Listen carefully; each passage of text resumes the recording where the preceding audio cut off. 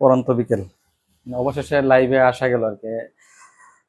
নেটওয়ার্কের একটু ঝামেলা ছিল, সেই নিয়ে একটা দ্বিধাদ্বন্দ্ব কাজ করতেছিল যে লাইভে আসবো কি আসবো না। তবে একটু আগে একটা পোস্ট দিয়েছিলাম যে 4টার দিকে লাইভে আসবো, সো কথা রাখতেই আসা। অল্প সময়ের মধ্যে শেষ করতে হবে, 5টার দিকে আমার আবার আহ, পড়ানো আছে। যাক, এই উদ্বিগ্নতা টেনশন সবকিছুর মাঝেই পড়াশোনা, সেই প্রেক্ষিতেই আর মানুষের জীবন সেখানে থেকে থাকবেই যে 4টা না 4:30 বেজে গেছে না। তো দ্বিধা দ্বন্দ্বের মধ্যেই তো আমরা থাকি, আর সমাসের মধ্যেও তো আমাদের দ্বন্দ্ব সমাস আছে। যাক, আমরা যে পড়াশোনা করছি যখন, সেখানে আমাদের সমাস 6 প্রকার আমরা পাই। আর অন্যান্য বিশেষ সমাস তো আছে, কিন্তু আজকে বই নবম দশম শ্রেণীর সকালে একটা বই দেখলাম যে সেখানে 4টা সমাস নিয়ে আলোচনা করা হয়েছে। ও বই বা আবার দ্বিগু সমাসকে বাতিল দেওয়া হয়েছে, বাতিল দেওয়া হলে মানে ওই গুলার আলোচনা অন্য সমাসে অন্তর্ভুক্ত করা হয়েছে। যাই হোক, আমি আমার যে জ্ঞান, মানে ক্ষুদ্র জ্ঞান বলতে আমার জ্ঞানের পরিধি বাড়ানোর জন্য সমাস নিয়ে যতটুকু জানাশোনা, এখানে অনেকেই আমার ফেসবুক ফ্রেন্ড লিস্টে আছেন যারা সম্মানিত শিক্ষক এবং এমনকি সহযোগী অধ্যাপক, সহকারী অধ্যাপক, এমন মানুষও বাংলা বিভাগের আছেন। স্বাভাবিকভাবেই আমি যেহেতু বাংলার না বা বাংলায় পড়াশোনা আমার না, কিন্তু শখের বসে এই পড়া, আর সে প্রেক্ষিতে যতটুকু জানা সেটুকু জানানোই হয়তো আমার বৈশিষ্ট্য। সে প্রেক্ষিতেই হঠাৎ করে লাইভে আসা। যাক, ওই দ্বিধাদ্বন্দ্বের মধ্যে আসবো কি আসবো না, কে কি বলবে বলবে না, তো পাছে লোকে কিছু বলে, কথা কথাই তো থাকে। তো পাছে লোকে লোকে অনেক কথাই বলে, সে প্রেক্ষিতে যে আমি এটা শুনবো না তা কিন্তু না। অর্থাৎ যদি কোনো আমি খারাপ কাজ করি, সেক্ষেত্রে যদি পাছে লোকে কিছু বলে যে এই কাজটা খারাপ করছে, পরে থেকে আমার বিরত থাকতে হবে। তো আমি ভালো কাজ করি, পাছে লোকে যদি বলে যে যাই বলুক না কেন, সেখান থেকে হয়তো বা আমার সামনের দিকে আগাতে হবে। সো আমি মনে করছি যে আমি হয়তো একটু হলো যা যতটুকু জানি সেটা আপনাদেরকে জানানোর চেষ্টা, সেটা ভালো কাজ। তো পাশে যেই যে বলুক না কেন, সেটা শোনার মনে হয় না যে আমার প্রয়োজন আছে। তো সকল দ্বিধাদ্বন্দ্ব বের করেই আমরা আসি। সমাস আমরা যখন পড়তাম তখন স্যাররা বলতেন যে সমাস যা পড়তে লাগে 6 মাস, তো 6 মাস আমার সময় নাই, সময় আছে 30 মিনিটের মতো। সেই 30 মিনিটের মধ্যেই আমাদের 6 প্রকার সমাস, মানে আমরা যেই ভাবে পড়ছি সেটা শেষ করতে হবে। তো প্রথমেই আমি দ্বন্দ্ব সমাস দিয়ে শুরু করি। আর অথবা আপনারা জানেন আমি এটা শুরু করে কবিতা ভাবে পড়তাম যে পূর্বে অব্যয়, কালীয় গুণাটা আছে কিনা যায় না, যে পূর্বে অব্যয় এরকম পড়তাম। মানে আমি নিজে নিজে আর কি। পরে তো দ্বিগুণ কমন, পরে তো দ্বিগুণ কমন, উভয়ে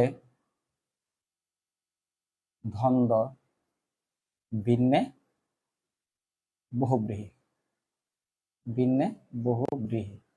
যাক, পূর্বে অব্যয় মানে এটা আমি মানে অনেক সময় মাথা রাখতাম যে পূর্বে পূর্বপদ প্রধান যেটা, সেটা হলো অভয়ভাব সমাস। মানে অব্যয় মানে কোনো পূর্বে কোনো ভয় নাই, যা গেছে তো গেছে, এরকম। মানে অব্যয়কে আমি ভয় মনে করতাম এইরকম ভাবে। পরে তো দ্বিগুণ কমন, এই যে পরে পরে পরপদ প্রধান হলো তৎপুরুষ, ততে তৎপুরুষ, দ্বিগুণ তো হলো দিগু থেকে আমরা বলতে পারি দিগু, আর কমন থেকে বলতে পারি কর্মধারী। অর্থাৎ পরপদ প্রধান সমাস আছে 3টা। যাক, এটা এমসিকিউ এর জন্য, কিন্তু আগামীকালকে এইচএসসি যারা পরীক্ষা দিবে তাদের বাংলা দ্বিতীয় পত্র পরীক্ষায় সেখানে ব্যাস বাক্য সহ সমাস নির্ণয় করা আসবে, সেক্ষেত্রে অবজেক্টিভের প্রয়োজন নাই। সো আমি অবজেক্টিভে থাকবো না, চলে যাব অল্প কিছুক্ষণের মধ্যেই। উভয়ে দ্বন্দ্ব অর্থাৎ উভয় পদ প্রধান, সেটাকে আমরা বলি দ্বন্দ্ব সমাস। আর কোনো কিছুই কোনো পদেই প্রধান না, অর্থাৎ ভিন্ন আঙ্গিকের একটা অর্থ প্রকাশ পাবে, যেটা ফিক্সড একটা অর্থ, সেটা হবে বহুব্রীহি। সো আমি দ্বন্দ্ব থেকে শুরু করি, যেহেতু ক্লাসটাই একটা দ্বিধাদ্বন্দ্ব ছিল যে নিব তো নিব না। যাই হোক, পূর্বপদ প্রধান অব্যয় এগুলো আপনারা হয়তো জানেন যারা এমসিকিউ এর প্রয়োজন বা চাকরির পরীক্ষার ক্ষেত্রে এগুলো আসে, কিন্তু আগামীকালকের যে পরীক্ষা সেটার ক্ষেত্রে না। সো শিক্ষার্থীদের 8টা থেকে 5টা মনে হয় দিতে হয়, সেই 5টা থেকে যদি 2টাও যদি আমার কথা থেকে আসে তাহলে তো ভালো লাগবে। যাক, দ্বন্দ্ব সমাসের কথাই যদি বলি, সেই দ্বন্দ্ব সমাসে উভয় পদ প্রধান একটু আগে আমরা দেখলাম। যেমন আমরা যদি বলি যে দোয়াত কলম, হ্যাঁ, দোয়াত কলম। তো এই যে দোয়াত কলম যদি শব্দটা আসে, কি আসবে যে দোয়াত আসবে, অর্থাৎ দোয়াত ও কলম। আমরা হয়তো সবচেয়ে বেশি শুনি হলো যে মা বাবা, মা ও বাবা। ঠিক কিভাবে আমরা বলতে দোয়াত কলম, দোয়াত কলম, দা কুমড়া, দাও কুমড়া, এরকম আমরা হয়তো মনে করি যেটা। হ্যাঁ, এরপরে আছে আমাদের ধরে আমরা যদি লিখি যে নাচ গান, যদি এখানে হইতেছে পড়াশোনা, পড়া ও শোনা, আর নাচ গান হতে পারে, তাই না? নাচ ও গান। তাহলে এই যে সংযোজক যে অব্যয়গুলো আমরা ব্যবহার করতেছি, যাক, এইগুলোর মাধ্যমে যে সমাসগুলো হয়, অর্থাৎ উভয় পদে প্রধান পাই, সেগুলোকে আমরা সাধারণত দ্বন্দ্ব সমাস বলি। সো দ্বন্দ্ব সমাস এবং দ্বন্দ্ব সমাস উভয় পদের প্রধান, ঠিক তার বিপরীত যদি আমরা চিন্তা করি, বহুব্রীহি সমাস কোনোটাই প্রধান না। কিরকম কোনোটাই প্রধান না? দেখি কেউ আপনারা দেখতেছেন কিনা।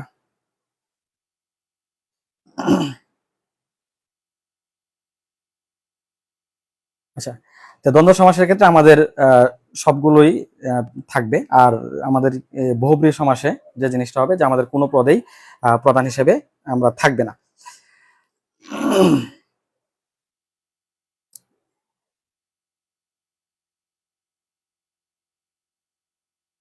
আচ্ছা,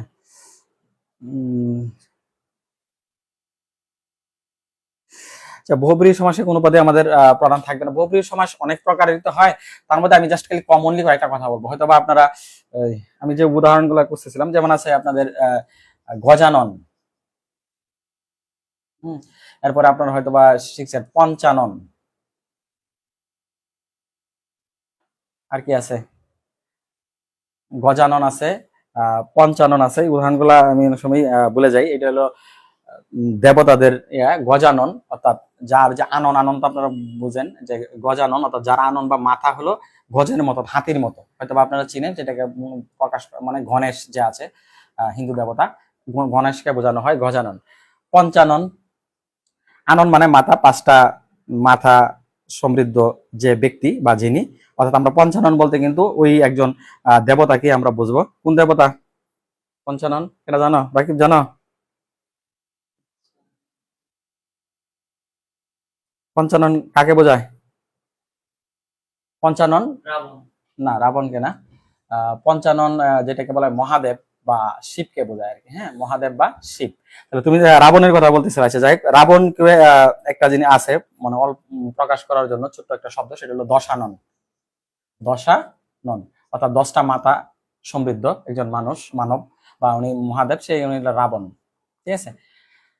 এখন আর কি কি আছে হিন্দু দেবতাদের মধ্যে? আমরা দেখলাম যে গজানন, পঞ্চানন, দশানন।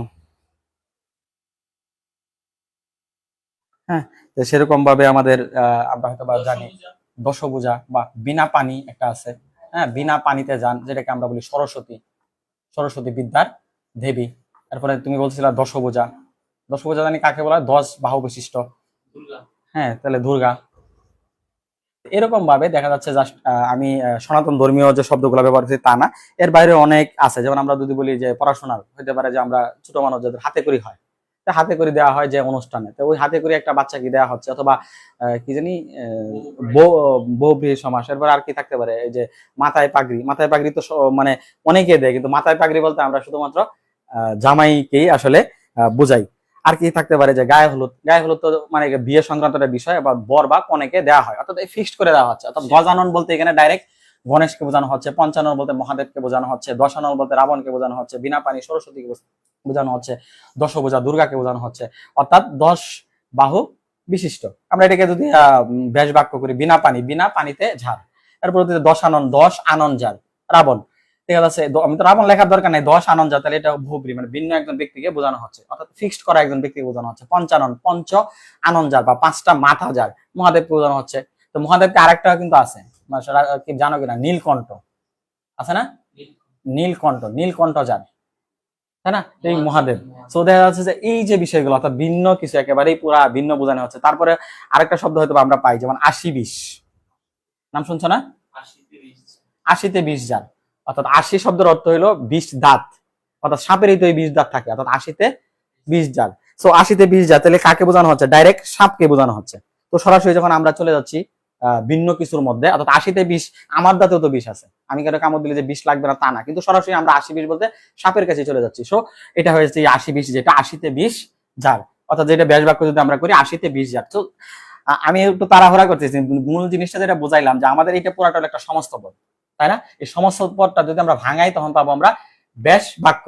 এবং এই ব্যাস বাক্যগুলো আমরা আমাদের মতো করে কিন্তু ভাঙাতে পারবো, এবং আমরা আমাদের মতো যদি ভাঙাই, সেইভাবেই কিন্তু আমরা সমাসে নিয়ে নিতে পারবো, অর্থাৎ অর্থের যাতে মিল থাকে। এখন আমাদের বর্তমানে আমরা যেহেতু পড়াশোনা নিয়ে আলাপ করতেছি, তো আমরা বলতে পারি যে শিক্ষা উপদেষ্টা, ঠিক আছে, বলতে পারি না?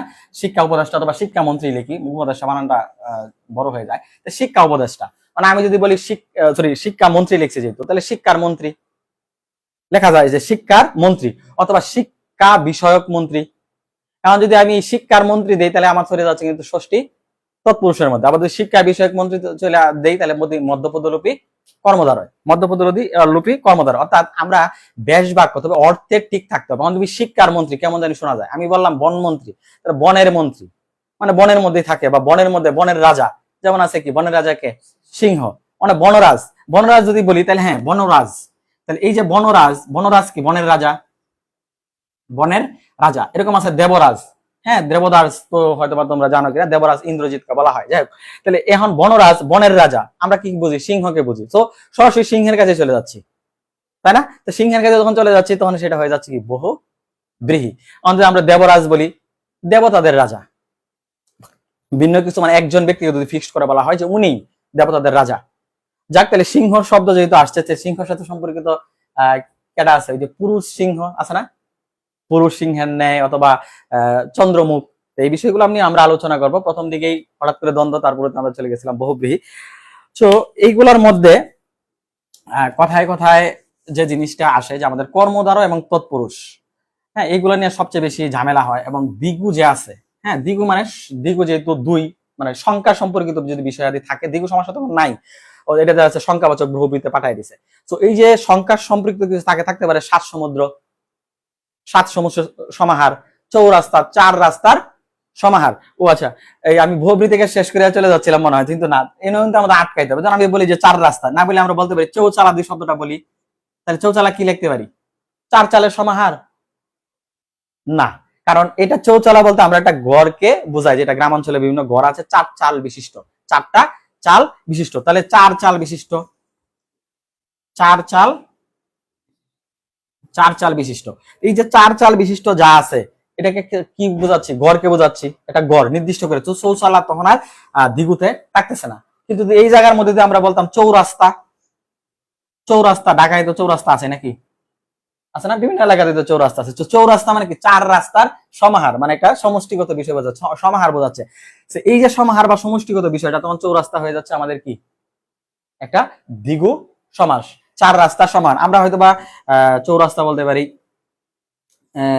পরে আমরা তেপায়া, তোমরা বসে আছো তো চেয়ারে না, ও সরি চেয়ার তো বসে আছে, আমরা বলি কেদারা, কিন্তু যদি আমরা বলি তেপায়া, তেপায়া তো টেবিলকে বোঝানো হয় নাকি, তেপায়া তিন পায়া বিশিষ্ট, তিন পায়া বিশিষ্ট। এই যে তিন পায়া বিশিষ্ট, কিন্তু এটা সংখ্যা আছে, তিন পায়া বিশিষ্ট যদি সংখ্যা থাকুক, হ্যাঁ সংখ্যা আছে যে তিন পায়া বিশিষ্ট, এটাকে আমরা কিন্তু বলতেছি কি টেবিল। সংখ্যা থাকুক যে তিন আছে, বাট সেটা তো চলে গেল কোথায়, টেবিলে, সরাসরি টেবিলে চলে গেলাম, সো সেটা আবার বহুব্রীহির মধ্যে পড়ে যাবে। অনেকে একটা বিভ্রান্তিতে পড়ে যায়, আসলে একটা পঙ্কজ একটা শব্দ আছে, তাই না, পঙ্কজ, আসলে আমি উচ্চারণ এতটাও পারি না।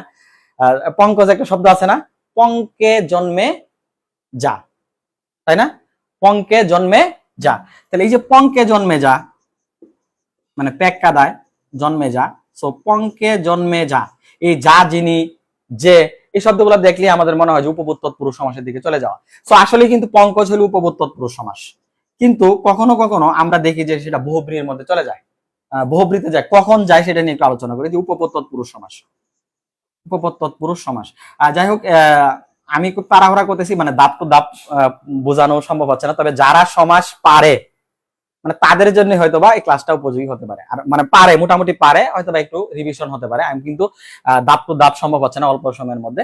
কিন্তু এই পঙ্কজ, পঙ্কে জন্মে যা, উপপদ তৎপুরুষ সমাস, কিন্তু এই জিনিসটারে যদি আমি লিখি যে পঙ্কে জন্মে যা, সেটা ব্র্যাকেটে লিখে দিলাম পদ্ম, হ্যাঁ, অর্থাৎ বুঝাইলাম যে পঙ্কে জন্মে যা, সেই জিনিসটা ফিক্সড করে দিলাম যে পদ্ম, সেই ক্ষেত্রে আমার এটা হবে বহুব্রীহি, সেই ক্ষেত্রে এটা আমার হবে কি বহুব্রীহি। আর নরমালি যদি আমরা লিখি যে পঙ্কে জন্মে যায়, সেটা উপপদ তৎপুরুষ সমাস। তাই উপপদ তৎপুরুষ সমাসে যাব, দ্বন্দ্ব মোটামুটি আলোচনা করলাম যে দুইটার বিষয়ের দুইটা পদে প্রধান হয়, আর বহুব্রীহিতে কোনো পদে আমাদের প্রধান হয় না, ঠিক আছে, যে কোনো একটা ভিন্ন একটা কোনো কিছু বোঝায়। বহুব্রীহি মানেই হলো ভিন্ন কিছু, বহু দান আছে যার, বহুব্রীহি যদি আমরা করি, ভেষ বাক্য করি। যাক, এরপরও এই যে আমরা দ্বিগুর কথা মাঝে মধ্যে আলোচনা চলে আসতো, যে সংখ্যা সম্পর্কিত, যে সাত সমুদ্র, হ্যাঁ 13 নদী যদি এক জায়গায় আইসা মিলিত হয়, বা 13 নদীর সমাজ যদি সংখ্যা সম্পর্কিত থাকে এবং আলাদা ফিক্সড কোনো কিছু না বোঝায়, সংখ্যা থাকে, তাইলে আমাদের হয়ে গেল দ্বিগু। সবচেয়ে বেশি যেটা আমি বলছিলাম যে প্রথমে লেখার সময় যে পূর্বে অভ্যয়, অব্যয় যেটা আর কি, মানে আমার কোনো ভয় নাই বিষয়টা এরকম বলছে, আসলে এটাতে সবচেয়ে বেশি ভয় অব্যয় সমাজটা, সেটা একটু পড়ানোর চেষ্টা করি। অব্যয় সমাজ পড়াইতে গেলে আমাকে প্রাদি সমাজটা বোঝাইতে হবে, এরপরে নিত্য সমাস আছে, কর্মধারয় আছে, তৎপুরুষ আছে, তাই না? অনেকগুলা বিষয় একসাথে অব্যয়ভাব পড়াবো। আমি আমার প্রয়োজনে পড়ার স্বার্থ মাঝে মধ্যে নোট করি। নোট করা বলতে বিশেষ পরীক্ষা তো দিতে হয়, সেই প্রেক্ষিতে নোট করা হয়। সেই নোটগুলা থেকেও আমি মাত্র সমাসের আমি 2টা পৃষ্ঠা আমার জীবনে লেখা, এই 2 পৃষ্ঠা থেকে আমি আমার যে প্রয়োজনীয় উপাদানগুলো বের করে নিতে পারি। সো আপনাদের সাথে এগুলো হয়তো একটু শেয়ার করতে পারি যদি আপনারা শেষ পর্যন্ত থাকেন। হ্যাঁ, অল্প সময়ে আমি শেষ করব 2টা পৃষ্ঠা, যে অবয়ভাব সমাস। অবয়ভাব সমাসের হয়তো বা উদাহরণ আপনারা হয়তো বা জানেন, যে কি লেখা যাইতে পারে, যে উপগ্রহ আছে না, উপগ্রহ, উপকূল, হ্যাঁ, এই সমস্ত পদগুলা হয়তো আমি বলতেছি যে উপগ্রহ, উপকূল, উপনদী, হ্যাঁ, এরপরে আছে কম মিল কি ঘর মিল, মানে মিলের অভাব, এরপর আপাদ মস্তক, পা হতে মাথা পর্যন্ত। এখন এই যে পূর্বপদ, অবয়ভাবে পূর্বপদ প্রদান কিরকম, এই যে গ্রহ আছে না, গ্রহটারে ছোট বানায় ফেলছে, উপগ্রহ বানায় ফেলছে, জেলাটারে উপজেলা বানায় ফেলছে, মানে কি এই যে উপজেলা, কুলটাকে আরো ছোট বানায় উপকূল বানায় ফেলছে, বুঝতে পারছো? অর্থাৎ এই যে মিল তো ঠিকই আছে, মিলের আগে গড় দেওয়াতে কি হয়ে গেছে, ঝামেলা লেগে গেছে, মানে মিলের মধ্যে আমাদের সমস্যা হয়ে গেছে। অর্থাৎ এই প্রথম যে পদটা আছে, 2টা পদ, আমরা যদি সমস্ত 2টা দেখি, একটা হলো উপ আর একটা হলো গ্রহ, এই সমস্ত পদের আমাদের পূর্ব পদ আর এটা হলো আমাদের পরপদ, 2টা মিলে হয়েছে আমাদের সমস্ত পদ। তো এই উপ যে শব্দটা আছে, সেই উপই আমাকে কি করছে, পুরা অর্থটাকে পরিবর্তন করে দিছে, কখনো ছোট করতেছে, কখনো বড় করতেছে, কখনো ঝামেলা পাকাইতেছে। অর্থাৎ এই যে মস্তক, মাথা, মানে আপাদ শব্দটা না দিলে মস্তক দিয়ে শুধু মাথায় বোঝাবো, আপাদ মস্তক যখন আপাদ দিব তখন আমি বোঝাবো যে পা হতে মাথা পর্যন্ত। অর্থাৎ এই প্রথম যে শব্দটা আছে, যে প্রথম যে পূর্বপদের প্রেক্ষিতেই কিন্তু আমার পুরা দেখা যাচ্ছে ফাংশনটা বা পুরা সমাজটা নির্ণয় হয়। এই জন্যই এই যে সমাজটা অর্থাৎ পূর্বপদ প্রধান সম্পর্কিত, এটাকে বলা হয় অবয়ভাব সমাস। সো অবয়ভাব সমাস পড়তে গেলে একটা বিশেষ যে সমাস আপনারা জানেন, সেটা পাদি সমাস, এটা চলে আসে। আমি একটু পাদি সমাসটা পড়াই, তাহলে অবয়ভাব সমাসটা বুঝতে একটু সহজ হবে। এই পাদি সমাস উপসর্গজাত এক সমাস। হ্যাঁ, প্রাদির মধ্যে যে জিনিসগুলো আমি থাকে, সেটা প্রথম দিনে যে প্র থাকে, হ্যাঁ, প্রতি থাকে, মানে সবগুলো আমার জানা এবং দেখা যাচ্ছে যে বোঝা, কিন্তু লেখার সময় অনেক সময় তাড়াহুড়োর মধ্যে লেখাতে হয়ে যায়। অনু থাকে, উপ থাকে, হ্যাঁ, ধূর থাকে, অভি থাকে, ঠিক আছে, এরকম দেখা যাচ্ছে উপসর্গ থাকে না। দেখা যাচ্ছে আমাদের এই যে প্র দিয়া থাকতে পারে, কি থাকতে পারে, প্রগত থাকতে পারে, প্রভাত থাকতে পারে। এই যে প্রভাত, প্রভাত, প্র মানে এখানে বোঝা হলো প্রকৃষ্ট, প্রতে বোঝা হলো প্রকৃষ্ট রূপে, প্রকৃষ্ট রূপে। আর ভাত, ভাত মানে এখানে কোনো ভাত না, যে আমি ভাত আসলে আমার রাইকে খাইতেছে, দুপুরবেলা অনেক কাজ ছিল, স্টুডেন্ট পড়ানোর শেষে ভাত খাওয়ার সময় আপনাদের কাছে চলে আসা, অল্প সময় পড়া চলে যাবো। এই ভাত বলতে যে এখন যে ভাত খাচ্ছে ওই রুমে, এই ভাত না, আসলে এখানে ভাত বলতে বোঝানো হচ্ছে আলোকিত, মানে সকালের যে আলোকিত আলোটা থাকে না, এটাকে বলা হয় প্রকৃষ্ট রূপে, যে থাকে সকালের যে আলোটা, ঠিক আছে, অর্থাৎ প্রকৃষ্ট রূপে আলোকিত, মানে দিন, মানে রাত শেষে সকালটা আসলো, খুব সুন্দর একটা সকাল, সেটাকে আমরা বলি আলোকিত সকাল, বা প্রকৃষ্ট রূপে আমাদের এটা একটা আলো আসছে, সেটাকে আমরা বলি প্রভাত। এই যে প্রদে আসছে, হইতে পারে প্রগত, যাকে এখানে আছে দূর, আছে দুর্দিন হতে পারে, হ্যাঁ, প্রদীপ হতে পারে, যাক অনেক কিছু হতে পারে, কিন্তু ওই প্রাদি গুলাকে আপনারা, তবে কথার কথা এই যে প্রাদি, হ্যাঁ, তাহলে একটু ব্যতিক্রম আছে। সবকালে এই যে ধরা, এই যে প্রদিয়া ধরা অথবা প্রতিদিন, আমি প্রতিদিন বানাইতে পারি না। প্রতিদিনের ব্যাস বাক্য কি হয়, প্রতিদিনের ব্যাস বাক্য কি হয়, প্রতিদিনের ব্যাস বাক্য হয় দিন দিন, বুঝতে পারছো, দিন দিন। এই দিন দিন কিন্তু আবার অবয়ভাব সমাস, দিন দিন কি সমাস, অবয়ভাব সমাস, অর্থাৎ প্রাদির মধ্যে থাকতেছে না। যাক, প্রাদি অবয়বের মধ্যে মিলায়া পড়ার অর্থ আছে, একটু পরে বোঝা যাবে যে ঘটনাটা কেন আমি প্রাদিকে পড়াচ্ছি। যাক, প্রাদি সমাসের মধ্যে আমাদের যদি এই উপসর্গ দিয়ে গুলো দিয়ে যদি হয়, তাহলে তো আমাদের প্রাদি সমাস হবেই, তবে ব্যতিক্রম আছে, প্রতিদিন, দিন দিন, এটা অবয়ভাব সমাস হবে। আর অবয়ভাব সমাস পড়াতে গিয়ে প্রাদিতে কেন আসলাম সেটা আপনাদেরকে বুঝাবো। আর একটা বিষয় বলি, যেমন সরু সরায়া মানে অ আ, হ্যাঁ, বেবি নানিস, অর্থাৎ বেবি নানিস, বেবি মানে বাচ্চা, না নিস, এই যে এরকম 7টা উপসর্গ কিন্তু আছে, এখানে 7টা উপসর্গ আছে নাকি, 7টি উপসর্গ। তাড়াহুড়া করতেছি, এদিকে বাতের নাড়াচাড়াও শোনা যাইতেছে। তাহলে অ আ বেবি নানিস, অর্থাৎ এই যে উপসর্গগুলা যে আমাদের আছে, এই উপসর্গগুলা আর প্রাদি সমাসের মধ্যে যে উপসর্গগুলো আছে, ঠিক আছে, এইগুলা দিয়ে আমাদের যে সমাস যে তৈরি হবে বা যে উদাহরণগুলো তৈরি হবে, এইগুলার ব্যতিরিক্তে যেগুলো আমরা পাবো সেগুলো হলো অবয়বাব সমাস। অবয়বাব সমাস মানে এইগুলা দেওয়া হলে হবে না, মানে এই মানে দেখা যাচ্ছে যে এই উপসর্গগুলো দিয়ে যদি কোনো শব্দ তৈরি হয় আর এটা দিয়ে আমরা যদি দেখা যাচ্ছে যে বিস্তার করি বা বেশ বাক্য করি, সেটা আমাদের কি সমাস হবে না, অবয়বাব সমাস হবে না। এরপরে আমাদের এইগুলা দিয়ে দিলেও হবে না, তবে ব্যতিক্রম আছে, প্রতিদিন, দিন দিন, এটা অবয়বাব সমাস হবে। আর এছাড়া আমাদের উপসর্গ যা আছে সবগুলোই আমাদের কি হবে, অবয়বাব সমাস হবে। সমস্যা আছে? আচ্ছা যাক, আর একটু আমরা শর্টকাট তো সবসময় আমরা পছন্দ করি। তো অবয়বাব সমাস তো বললাম 1 নাম্বার নিয়ম, যে প্রাদি সমাসে যা আছে সেগুলোর সাথে সম্পর্কিত গুলো অবয়বাব সমাস হবে না, তবে ব্যতিক্রম আছে, প্রতিদিন। আর অবয়বাব সমাস হবে না অ আ বেবি না নিস, অর্থাৎ বেবি নেওয়া যাবে না, শুরু সরায়া বেবি না নিস, এটা একটা বিষয়। আর হলো যে যথা দিয়ে শুরু হওয়া, হ্যাঁ, যথা দিয়ে যদি আমরা কোনোদিন শুরু করি, যথা দিয়ে কোনো উদাহরণ শুরু হলেই, উদাহরণ হ্যাঁ শুরু হলেই, সময় নিয়ে আসলে ক্লাসটা নেওয়া উচিত ছিল। অবয়বাব যথা দিয়ে শুরু হলে অবয়বাব, যেমন উদাহরণ বলা যেতে পারে যথারীতি, তাই না, যথারীতি আমরা বেশ বাক্য করে নিতে পারবো। যথাবিধি, হ্যাঁ, পরে কি হইতে পারে, যথা দেয়া, যথা নিয়মে, পরে যথাক্রমে, যথাসাধ্য, নাকি, তারপরে কি, তবে একটু ব্যতিক্রম আছে, হ্যাঁ, ওই যে এটা ব্যতিক্রম ছিল না, ঠিক একইভাবে এখানে ব্যতিক্রম আছে। সেই ব্যতিক্রমটা কি, ব্যতিক্রমটা হলো আমাদের যথাযোগ্য। আমরা কিন্তু যথাযোগ্য মানুষ নাই এখন সমাজ পড়ার জন্য বা পড়ানোর জন্য, বুঝা নাই? যথাযোগ্য, তো যথাযোগ্য হলো যা যথা তাই যোগ্য, যা যথা তাই যোগ্য, যা যথা তাই যোগ্য, এটা কোন সমাস, কর্মধারয়, হলো কর্মধারয়। যাই হোক, এখানে একটা জিনিস হয়তো অনেকেই বুঝতে পারবে, এটাই যে আমাদের যথা দিয়ে শুরু যত শব্দ আছে সেগুলো সবগুলাই অভিভাব সমাস, তবে ব্যতিক্রম হলো যথাযোগ্য, যথাযোগ্য কর্মধারয়ের মধ্যে পড়ে যায়। যাই হোক, তাইলে আমরা কর্মধারয়ও বাদ রাখবো কেন, কর্মধারয়ের দিকে একটু আসি, কর্মধারয়ে আসি, তৎপুরুষে আসি, তারপরে অল্প সময়ের মধ্যে আমরা শেষ করে দিব। আর ওই যে কর্মধারয় লিখছে, এটা কর্মধারয়টা কিন্তু সাধারণ কর্মধারয়, কর্মধারয় আবার প্রকারভেদ আছে। আচ্ছা, কর্মধারয় প্রকারভেদ একটু পড়বো আর সামনের দিকে আগাইতেছি।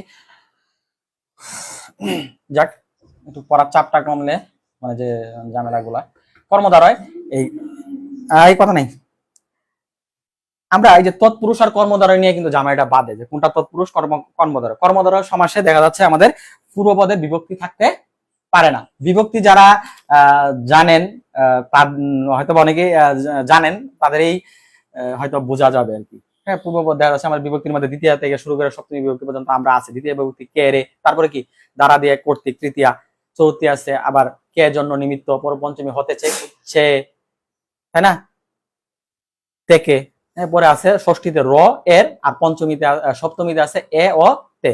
তাহলে এই যে এগুলো আমাদের দ্বিতীয় তৎপুরুষ, লেখার এত আসলে সময় নাই, তাহলে কর্মধারয় বিভক্তি থাকতে পারবে না। যেমন আমি লিখলাম গুরুভক্তি, গুরুভক্তি, কারণ গুরুভক্তি এখন আমরা কি লিখতে পারবো, যে গুরু কর্তৃক ভক্তি, এরকম না, আমি তো গুরুরে ভক্তি করতে, কে হয়তো বা সাগরেদ, উস্তাদের সাগরেদে ভক্তি করছে, গুরু কর্তৃক ভক্তি তো হতে পারে না, হতে পারে কি গুরুকে ভক্তি, গুরুকে ভক্তি। তো গুরুকে ভক্তি, এখানে কিন্তু আমাদের একটা যে কে কি আমাদের বিভক্তি চলে আসছে। তো এই যে বিভক্তি চলে আসছে, বিভক্তি চলে আসছে, কর্মধারয়ের মধ্যে বিভক্তি চলে আসছে, তো কর্মধারয় এসে থাকতে পারবে না, তাকে বিচ্যুত করে কোথায় পাঠিয়ে দিতে হবে, তৎপুরুষ। সেখানে যায় দেখতে হবে আমাদের আবার ওই দ্বিতীয়তে কিন্তু আবার কে আছে, কে রে, আবার চতুর্থীতে আছে কে জন্য নিমিত্ত।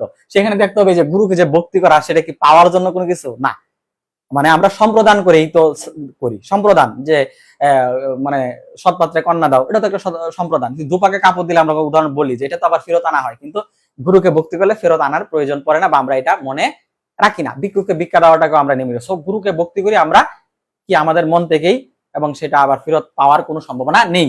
সো এই যে গুরু ভক্তি বা গুরুকে ভক্তি, সেটা আবার ওই বিভক্তি হয়ে গেছে, সো তৎপুরুষে চলে গেছে। সো তৎপুরুষে অনেকগুলো ভাগ আছে, কিন্তু আমি থাকতে চাচ্ছি কর্মধারের মধ্যে। সাধারণ কর্মধারয় আছে, তবে সবচেয়ে পরীক্ষার মধ্যে যে বিষয়গুলো সবচেয়ে বেশি আসে, কর্মধার সাধারণ, আজান পড়তেছে, যে আজানের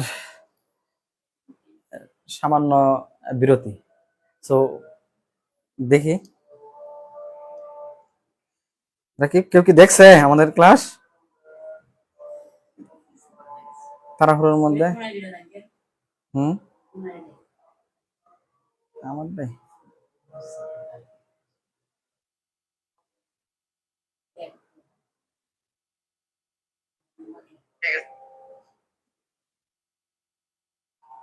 আমরা কি কর্মধারে আছি না? ভালো সময় লাগবে। আল্লাহ 5টা একবার জেগে স্যার স্টুডেন্ট আছে।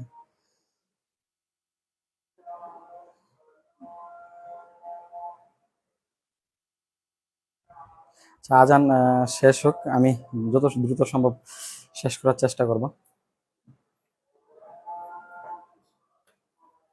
মার্কার কি এটা এটা কালি বরত পারবা এবার বাইন্দা তুলতে হইব, তুললে পরে অল্প করে বইরো, নয়তো পরে নষ্ট হয়ে যায়। কর্মধারয়, কর্মধারের মধ্যে সাধারণ কর্মধারয় আছে, আমাদের মধ্যপদ লিপি কর্মধারয় আছে, রূপক কর্মধারয় আছে, আমাদের উপমান কর্মধারয় আছে, উপমিত কর্মধারয় আছে। তো সবচেয়ে বেশি যেটা মধ্যপদ লিপি তো আমরা হয়তো অনেক সময় হয়তো বলি, সেটা হলো ওই যে একটু আগে বলছিলাম যে শিক্ষামন্ত্রী বা শিক্ষা উপদেষ্টা, শিক্ষা বিষয়ক উপদেষ্টা, বিষয় একটা গেল গা, অথবা সিংহাসন। হ্যাঁ, তুমি বসে আছো তো একটা চেয়ারে, নাকি সিংহ চিহ্নিত নাই, তো সিংহ চিহ্নিত যদি আসন থাকে তাহলে এটা হয়ে যাবে সিংহাসন। ওই যে চিহ্নিত, ওটা কিন্তু চলে গেছে মাঝ থেকে, উধাও, তো উধাও যদি হয়ে যায় সেটা হয়ে যাবে কি মধ্যপদলোপী কর্ম দ্বারয়। অর্থাৎ সিংহাসনে তো আমি বলতে পারবো না যে সিংহকে আসন, সিংহাসনটা কি সিংহকে আসন বলা যাবে? বলা যাবে না। সিংহ চিহ্নিত আসন, এই সিংহকে আসন যদি বলা যাইতো আর অর্থ ঠিক থাকতো, মানে সিংহকে আসন, অত আমি সিংহ একটা আসন দিছি, অর্থ যদি ঠিক থাকতো তাহলে কোনো আমাদের সমস্যা ছিল। অর্থ ঠিক নাই, সিংহাসন মানে আমি বোঝাচ্ছি যে সিংহ চিহ্নিত আসন, সো সিংহ চিহ্নিত আসন, মাঝের চিহ্নিতটা চলে গেছে, সো আমার হয়ে গেছে মধ্যপদলোপী কর্মধারা। সেরকম ভাবে শিক্ষা উপদেষ্টা, শিক্ষা বিষয়ক উপদেষ্টা, বন উপদেষ্টা, বন বিষয়ক উপদেষ্টা, সো মাঝের গুলা যদি চলে যায় তখন মানে আমরা বলি এটা হলো এই মধ্যপদলোপী পদলোপী কর্মধারা। আর সাধারণ কর্মধারা এগুলা তো এমনিতেই সাধারণভাবে হয়। এখন আমি উপমান উপমিত এই কর্মধারী গুলা একটু পড়াই। হ্যাঁ, উপমান কর্মধারয় আছে, উপমিত আছে, রূপক, এই তিনটাই করানোর চেষ্টা করব। উপমান কর্মধারয়, এই যে মান, উপমা, উপমেয়, উপমান বা এই শব্দগুলা আসে, কিন্তু এত আলোচনা যাচ্ছি না। সো সাধারণত, হ্যাঁ, এটা এই কি বিশেষণ আর বিশেষ্যের সংযোজনে আমাদের এই কর্মধারয়টা তৈরি হয়। যেরকম উদাহরণ থাকতে পারে যে আমাদের তুষার শুভ্র, তুষার শুভ্র। হ্যাঁ, আমার থাকতে পারে কি ভ্রমর, ভ্রমর কালো, ভ্রমরের ন্যায় কালো। আর কি কালো থাকতে পারে? ও কাজল কালো, কাজল কালো থাকতে পারে না? থাকলো। এই যে তুষার, তুষার তো আমরা জানি কি একটা তার অস্তিত্ব আছে, তুষার অস্তিত্ব আছে না, যেটা আমরা গ্রাম অঞ্চলে জানি কি বলি, খুব একবারে গ্রামে বলে যে কুয়া পড়ছে, ওই যে, হ্যাঁ, শিশির, ঠিক আছে, অর্থাৎ শিশিরের মতো শুভ্রতা, অথবা তুষার, ঠিক আছে। আর গ্রামে বলি যে কুয়া। যাক, এই যে তুষার শুভ্র, এই ভ্রমর কালো, ভ্রমর কি একটা পোকা, প্রাণী, সো এই প্রাণীটার মতো কালো, অর্থাৎ একটা প্রাণী, এটা হলো আমাদের নাউন, আর এগুলো হলো তার অবস্থা, তাই না? আর এটা কালো, তার এটা অবস্থা, অ্যাডজেক্টিভ। অ্যাডভার্ব কেমনে হয়? মানে বিশেষণ আর কি, এটা তার একটা বিশেষণ। এই যে কাজল নাউন, আবার কালো এটা একটা কি, তার অবস্থা বোঝাচ্ছে, কোনো কিছুর অবস্থা, সংখ্যা, পরিমাণ, এগুলো যদি বোঝায় তাহলে সেটাকে আমরা অ্যাডজেক্টিভ। সো এখানে নাউন আর অ্যাডজেক্টিভের একটা বিষয়াদি জড়িত, সেটা হলো উপমান। সাধারণত এটা হলেই আমাদের হয়ে গেল। এখন আমরা যদি বলি বিসিএস এ এক সময় প্রিলিতে আসছিল শশব্যস্ত, বলতো এই শশব্যস্ত জিনিসটা কি? শশকের মতো ব্যস্ত। তাহলে শশক কি জিনিস? খরগোশ, খরগোশের মতো ব্যস্ত। তাহলে খরগোশ যে আছে, এই যে খরগোশ, এটা তো নাউন, বাট এই যে ব্যস্ততা, এটা অবস্থা, সেটা আবার অ্যাডজেক্টিভ। সো আমাদের উপমানের মধ্যে চলে আসবে। উপমিতটা আরো মজার। উপমিতটা যেমন, ও আচ্ছা, পুরুষ সিংহ আছে না, তারপর মুখচন্দ্র, ওইগুলো বলতে চলে যাবে উপমিতর মধ্যে। এরপর আসে উপমিত কর্মধারয়, উপমিত কর্মধারয়। এই উপমিতর মধ্যে আমরা কি জানি বলছিলাম যে পুরুষ সিংহ, ঠিক আছে, এই পুরুষ সিংহ। তারপরে কি বলতে পারবো, মুখচন্দ্র বলতে পারবো না। এখানে দেখা যাচ্ছে আমরা যদি আচ্ছা মুখচন্দ্র বা চন্দ্রমুখ বলতেছি, সমস্যা নাই। কারণ পুরুষ সিংহ, পুরুষ নাউন আবার সিংহ নাউন, অর্থাৎ সহজ কথা বিশেষ্য আর বিশেষ্যের কাহিনী।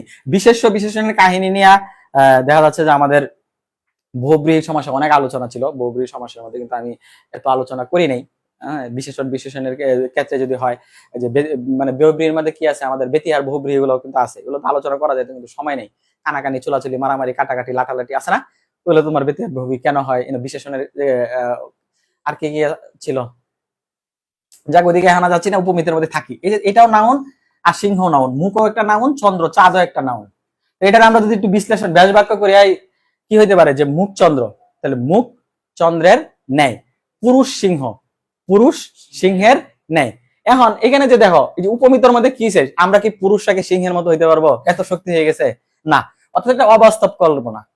এই যে মুখ চন্দ্র অথবা চাঁদ মুখ হতে পারে না, চাঁদ মুখ, তাই তো। আর পরে কি জানি এই ওই পটল চোখাও তো হইতে পারে নাকি, পটলের ন্যায় চোখ, এরকম কিছু হইতে পারে না। তো এই যে আমরা অবাস্তব করলাম, আসলে তো এরকম ভাবে হবে না। তো ওই যে হচ্ছে যে মুখ চন্দ্র, মানে আমার মুখটা চাঁদের মতো, মানে জাস্ট এটা কল্পনা করা, কিন্তু আসলে তো চাঁদের মতো না, অবাস্তব যে কল্পনা হয় সেগুলো আসলে উপমিত।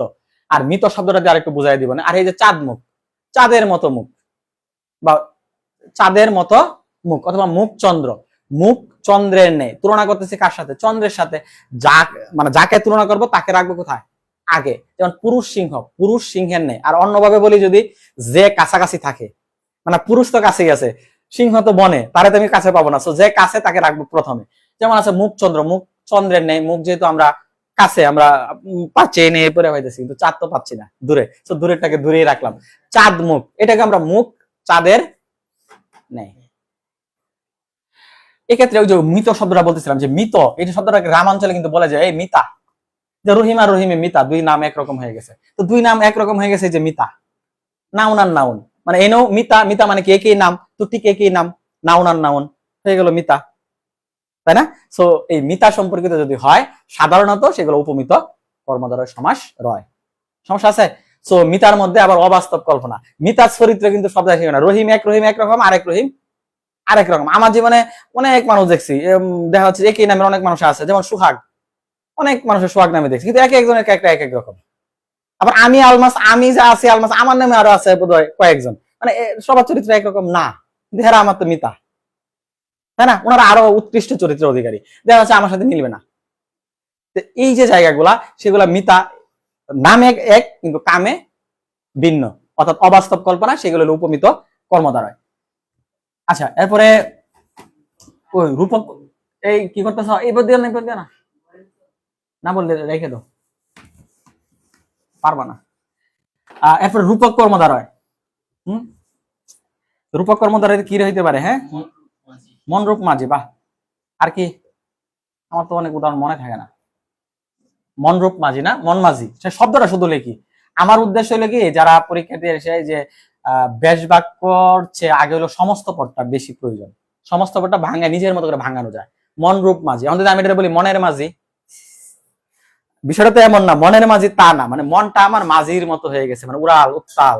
অথবা হইতে পারে আমার বিষাদ সিন্ধু, হইতে পারে না, বিষাদ সিন্ধু। আর কি হইতে পারে, বিষাদ সিন্ধু, অর্থাৎ আমার এত পরিমাণ বিষাদ, যেটা হলো সাগরের সমতুল্য, সাগরের সমতুল্য।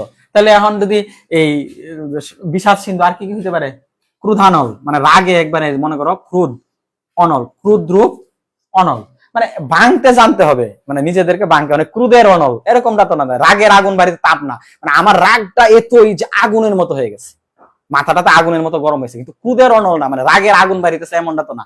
অর্থে ঠিক রাখতে হবে। বিষাদের সিন্ধু, বিষয়টা এমনটা না, মানে আমি কোনো সাগর পৃথিবীতে নাই যেটা হলো বিষাদে ভরা, মানে আমার যে কষ্টটা দুঃখটা সেটা হলো সিন্ধুর মতো। তোমার মোবাইল আমার কাছে নিয়ে গেলে তো বিষাদ সিন্ধু হয়ে যাবে, একটু 5 মিনিট, যাক বিষাদ সিন্ধু হবে না, মোবাইল নেই, তাহলে মন রূপ মাঝি, বিষাদ রূপ সিন্ধু, ক্রোধ রূপ অনল। সো এখান থেকে যদি বলো যে কালো সাপ, কাল সাপ আছে না, তাহলে কাল কালো রূপ কি জানি রূপ সাপ এরকম কি দিতে পারবো? কাল সাপ বলতে কি খারাপ কোনো কিছু কিন্তু বোঝানো হচ্ছে, বোঝা নাই? কাল সম্পর্কিত থাকলে এগুলো নর্মালি নিত্য সমাস। কেন হয়? কারণ কাল রূপ সাপ মানে সাপটা কি মনে করে যে আমরা যদি লিখি তাহলে কাল কালো মানে যদি মানে কালো না কাল রূপ সাপ, সাপটা খারাপ, বিষয়টা তো এমন। কিন্তু কাল সাপ বলতে কি একটা মানুষকে বোঝায় বা একটা প্রজাতি এমন কিছু বোঝাচ্ছে যেটা আমার ক্ষতি করতে পারে। অর্থাৎ এই সাপের সাথে কালের কোনো তুলনা চলে না বা তার রূপে মানে তার সাথে কোনো সাদৃশ্যতা মোটামুটি থাকে না। তো যাইটা সাদৃশ্যতা থাকে না, যেটার ব্যাস বাক্য করা যায় না, অন্যটার মানে সহায়তা নিতে হয়, তাকে বলা হয় নিত্য সমাস। তাকে কি বলা হয়? নিত্য সমাস। দেখ নিত্যতে যাব তার আগে ত দিয়েই তো আর একটা আছে, কি জানি আমাদের আছে তৎপুরুষ সমাস নাকি?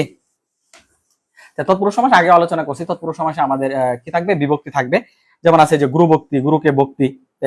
এরপরে এই সমাসগুলো তো আমাদের বিভক্তির সাথে সম্পর্কিত। তবে উপপদ উপপদ হ্যাঁ উপপদ তৎপুরুষ সমাস একটু পড়াই। উপপদ তৎপুরুষ, উপপদ তৎপুরুষ একটু আগে হয়তো বলছিলাম যে তোমার কি হইতে পারে? যে বা যা বা যিনি, হ্যাঁ এরকম যদি থাকে, ঠিক আছে? যেমন আমরা যদি ব্যাস বাক্যটা ভাঙাই তাইলে যেমন আছে ছেলে ধরা, আছে না? তাহলে ছেলে ধরা, ছেলে ধরা, গলা কাটা, আছে না? হ্যাঁ এরপরে তোমার কি জানি সত্যবাদী, সত্যবাদী, ছেলে ধরা। ছেলে ধরা কি একটা মানুষে বোঝায় না? বুঝো তো, মানুষে বোঝায়। যে মানুষটা কি করে মনে করো সেরালেরা ধরে মানে কথার কথা ধরে নিয়ে হয়তো বা বিক্রি করে দেই করে সেই করে, তাই না? এগুলো তো আমরা সমাজে প্রচলিত। তো ওই ছেলে ধরে যে অর্থাৎ ছেলে ধরে নিয়ে যায় একটা ব্যক্তি, ছেলে ধরে যে এই যে আছে, তাই না? তাহলে উপপদ তৎপুরুষ সমাসে চলে গেছে। গলা কাটা, আমরা আমার গ্রামাঞ্চলে বলি যে গলা কাটটা আইতাছে, মানে যে গলা কাট এই লোক আইতাছে ধরবো তোরে, গলা কাটটা আইতাছে বাত কানাইলে ধরবো। এই যে গলা কাটে, যে গলা কাটে, যে যেহেতু উনি ব্যক্তি খুব বিখ্যাত ব্যক্তি না, সেই জন্য যে দিছি, নাইলে যিনি দিতাম। সত্যবাদী, তাহলে সত্য কথা বলেন যিনি বা যে, সত্য কথা বলেন যিনি বা যে, সত্য কথা বলেন যিনি, ইনি তো সত্যবাদী, সত্য কথা বলেন যিনি, অথবা বলে যে, বলেন যিনি। আমি একটু সম্মান দিয়ে বললাম যেহেতু উনি সত্যবাদী, কারণ সত্যবাদী মানুষ পাওয়া খুবই কঠিন। হয়তো এর সাথে সাথে আমরা বলতে পারি ধামা ধরা। ধামা তো চিনো নাকি? ধামা মানে যে ডুল আছে না, মানে মানে বাঁশ টাস দিয়ে যে বানায় মাথায় নিয়ে জুফরি, ও ধামা ধামা ধরে, যে একটা জুফরি নিয়ে আসে ধরে ধরে যাইতেছে, ও ধামা ধরে যে। এটাও আমাদের হয়ে গেছে উপপদ তৎপুরুষ সমাস।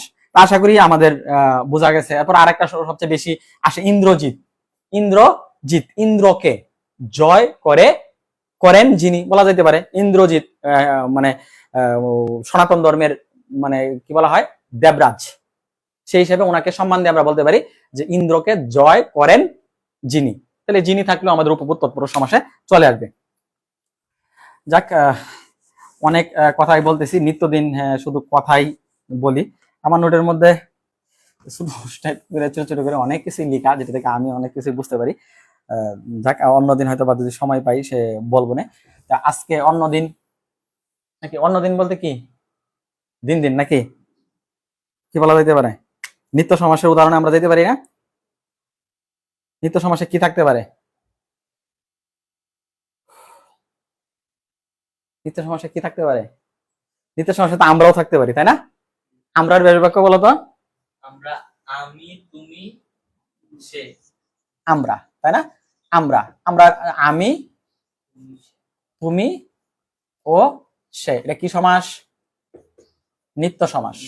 নিত্য সমাসের কয়েকটা টেকনিক আমি শিখাই দিচ্ছি, অনেকের হয়তো কাজে লাগতে পারে। আমরা, আমি, তুমি ও সে। এই আচ্ছা, আমরা যে আছে, আমরা কিন্তু আবার ওয়াও হয়, কি জানি বলে গেছি, এই যে দ্বন্দ্ব হয়, জানো? এইটারে তুমি দ্বন্দ্ব বানাইতে পারবা। এই আমরারে ব্যাস বাক্য করো, অন্যভাবে ব্যাস বাক্য করা যায় না। আমরার মধ্যে আর কি করা যায়? তুমি, সে ও আমি। এই যে তুমি রাকিব, অপূর্ব মানে সে থার্ড পারসন, তুমি তো সেকেন্ড পারসন, তারপরে আবার আমি। তো তুমি, সে ও আমি, তুমি এইভাবে যদি লেখো, অর্থাৎ ব্যাস বাক্যটা যদি আমরা এইভাবে করো, তাহলে হয়ে যাবে এক শেষ দ্বন্দ্ব। দ্বন্দ্বের অনেক প্রকার ভেদ আছে, আমি কিন্তু সবগুলোতে যাই নাই। সমার্থক, মিলনার্থক, কত কিছু, বিরোধার্থক, একশেষ দ্বন্দ্ব। সো এই একশেষ দ্বন্দ্ব অর্থাৎ ব্যাস বাক্যটা কিভাবে হইতেছে, বারবার বলতেছি যে আমার ক্লাসটা নট ইম্পর্টেন্ট, ইম্পর্টেন্ট হলো কথাগুলা। সেটাই যে সমাস পড়ার সময় সমস্ত পদটা বুঝতে হবে এবং সমস্ত পদটার অর্থটা যাতে পরিবর্তন না হয় সে মোতাবেক আমাকে ভাঙাতে হবে, অর্থের পরিবর্তন না হোক, তারপরে আমরা তাকে ক্লাসিফিকেশন করতে পারবো নাকি। তাইলে আমাদের এই আমরারই কিন্তু হয়ে গেছে কি, দুই ধরনের সমাস আমরা পেয়ে গেছি। আমরা আমি তুমি ও সে যদি হয় তাহলে হয়ে যাবে নিত্য সমাস, আর যদি তুমি সে ও আমি, তুমি সে ও আমি, তাহলে হয়ে যাবে কি আমাদের একশেষ দ্বন্দ্ব। সমস্যা আছে? ও আচ্ছা, দেখ নিত্য সমাসের সংজ্ঞাতে প্রথম দিকে বলছিলাম যে সমাসের সাধারণ কোনো বেশ বাক্য হয় না, অন্য পদের সাহায্য নিতে হয়, সেগুলোকে আসলে নিত্য সমাস বলে। যেমন আছে আমরা যদি লিখি তোমার ওয়া জানি 92, 92 এখন ধরো তো 92, এটা কি কোনো হয়? 92 92 হয় না। 90 কি 92 কেমনে হয়? 2 ও 90, আমরা 2 টাকা কেউ দিল, আবার 90 টাকা দিল, হইলো কত?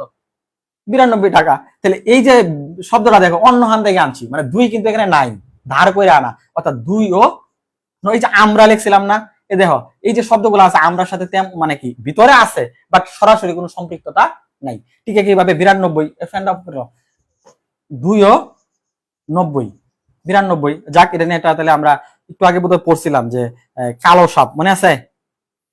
আর আমরা তো একটু আগে এই একটা পড়ছি যে কালো সাপ, এটাও নিত্য, এটা নিত্য। আরেকটা করে ফেলি কালো সাপ, কাল সাপ। কাল সাপ মানে কি? কাল তুল্য সাপ, মানে খুব খারাপ না, কাল তুল্য সাপ। আর আছে না এই তিনজনের নিত্য সমাস, এবং পরীক্ষাতে দেখি যে আসে এই তিনটা ব্যাস বাক্য, যাদের প্রয়োজন তারা মনে রাখতে পারো। তাহলে আমরা এইভাবে বলতে পারি যে আমরা 92 জন কি কাল সাপের কবলে পড়লাম। কারা পড়ছে? আমরা।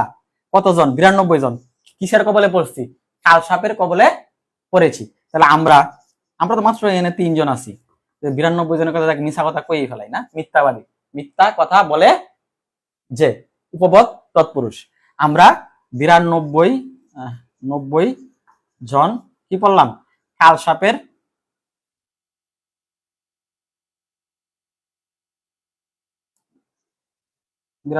কাল সাপের কবলে পড়লাম।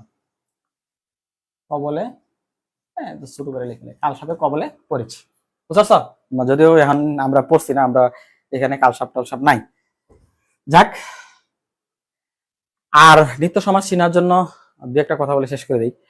সমস্ত শেষ পদ যেটা আছে শেষে যদি মাত্র থাকে, কিরকম মাত্র? এই যে কথা বলতেছি কেবল মাত্র, মানে তোমার ঘুমাইতেছে, ঘুম মাত্র, মানে ঘুম দিলা মাত্র, তুমি আইলা আসা মাত্র, যাওয়া মাত্র, কেবল মাত্র, চাহিবা মাত্র, এই যে যত মাত্র আছে সব মাত্র দিয়েই আমাদের আসলে কি নিত্য সমাস। অর্থাৎ সমস্ত পদের শেষে যদি কি আছে, সমস্ত পদের শেষে, সমস্ত পদের শেষে মাত্র থাকলে কি সমাস?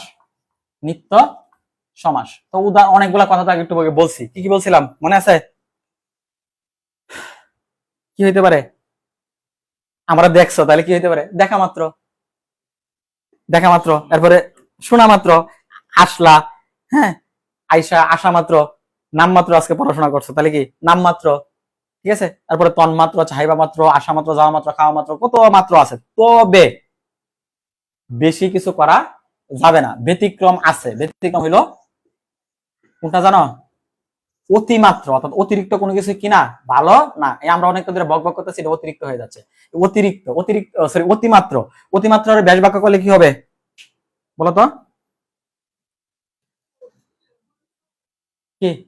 অতিমাত্র, মাত্রাকে অতিক্রান্ত, মাত্রাকে কি আনতেছি আর 2-4 মিনিট, মাত্রাকে অতিক্রান্ত, এটা হলো অব্যয়ীভাব সমাস।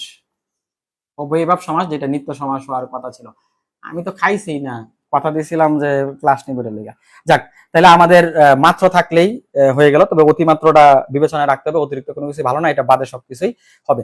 তো 2 মিনিট বলতে বলতে শেষ। এরপরে সমস্ত পদের শেষে, ঠিক আছে, সমস্ত পদের শেষে যদি অন্তর থাকলে, হ্যাঁ শেষে অন্তর থাকলে কি নিত্য সমাস। কি সমাস? নিত্য সমাস। কি কয়েকটা অন্তরের নাম বলো তো? যেমন রূপান্তর, কি রূপ? অন্য রূপ। গ্রহান্তর, অন্য গ্রহ। গ্রামান্তর, অন্য গ্রাম। কালান্তর, অন্য কাল। এরপরে কি আছে? গ্রহান্তর, অন্য গ্রহ। ভাবান্তর, অন্য ভাব নিয়ে চলবা নাকি। দেশান্তর, অন্য দেশ। বাক্যান্তর, অন্য বাক্য। যুগান্তর, অন্য যুগ। কত অন্তরিত ফিরে রয়েছে। তবে ভুল করে তেপান্তরে যাবা না। তেপান্তর ওই যে দিগুতে চলে যাবে, সংখ্যা আছে না, তাহলে ব্যতিক্রম কোনটা হবে? তেপান্তর। ভুল করেও তেপান্তরে যাবা না। তাহলে তেপান্তর, তেপান্তরটা কি ব্যতিক্রম, তাহলে কি তিন প্রান্তরের সমাহার, তিন প্রান্তরের কি সমাহার, তিন প্রান্তরের সমাহার। তাহলে তিন প্রান্তরের সমাহার তাহলে কি হয়ে যাবে, দ্বিগু। দ্বিগু, বুঝছ? তাহলে হয়ে যাবে কত, দ্বিগু। যাক, আমরা বোধহয় ম্যাথ পড়তেছিলাম তোমার সাথে, তাই না? হঠাৎ করে চলে আসছি বাংলায় লাইভ ক্লাস নিতে, স্যার ম্যাথের দুই একটা টার্ম যাই যাই শেষ করে দিই। ত্রিভুজ আছে না, তিনটি বাহুর কি সমাহার বা সমষ্টি যাই বলো না কেন, এটা আবার কি সমাস হবে, দ্বিগু সমাস। দ্বিগু সমাস। আমাদের চতুর্ভুজ বলি, চতুর্ভুজটা আজকে সবাইকে বোঝার জন্য দিলাম, বুঝুক। তবে আমরা উত্তরটা বলে দিই, সেটা বহুব্রীহি সমাস হবে। কেন হবে, কিসের জন্য হবে সেটা পড়া, হ্যাঁ আচ্ছা, চার বাহু বিশিষ্ট বা যেটাই হোক, এটা বহুব্রীহি সমাস হবে। কেন হবে, পড়াশোনা করতে হবে নাকি। সবাইকে পড়াশোনার আহ্বান জানিয়ে আজকে আমরা এখান থেকে বিদায় নিচ্ছি। সবার প্রতি অনেক অনেক কি আন্তরিক ভালোবাসা। ধন্যবাদ সবাইকে।